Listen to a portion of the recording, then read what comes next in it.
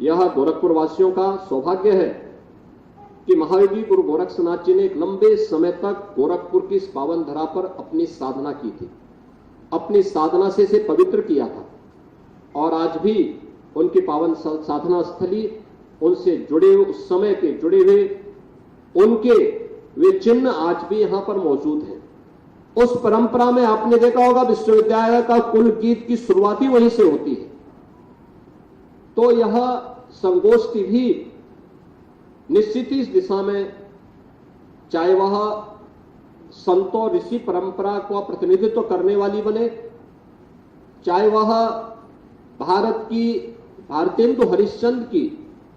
निष्भाषा और उन भावनाओं का प्रतिनिधित्व करने वाला बने, चाहे वह आध्यात्मिक उन्नयन से जुड़ा हुआ मामला हो या फिर आजीविका का माध्यम, ये सभी एक दूसरे के पूरक बन सकते हैं,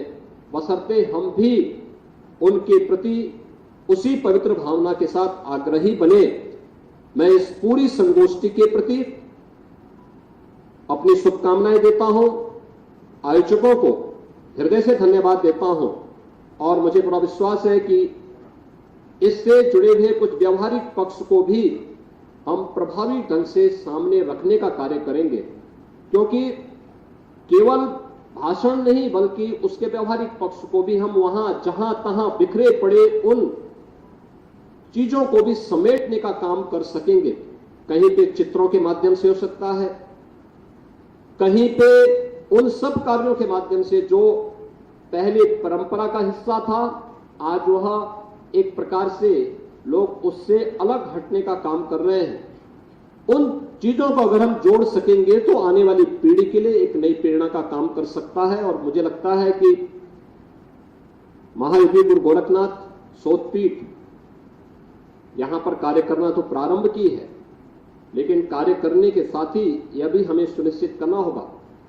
नाथपंथ का जो इंसाइक्लोपीडिया आप बना रहे हैं, उन इंसाइक्लोपीडिया में देश और दुनिया में कहां-कहां के साहित्य में इसके तत्व मौजूद हैं, उसको इकट्ठा करना, नेपाल में, अफगानिस्तान में, बांग्लादेश में, पाकिस्तान में, तिब्बत में,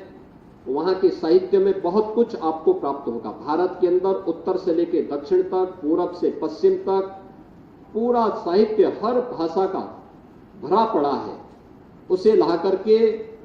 उस भाषा के साथ साथ उसे हिंदी और संस्कृत में भी और अंग्रेजी में भी अगर हम उस विश्व कोश को बना सकें, उसको संरक्षित कर सकें, इसके अलावा वे चिन्ह जो नाथ योगियों के द्वारा उस समय अपने जीवन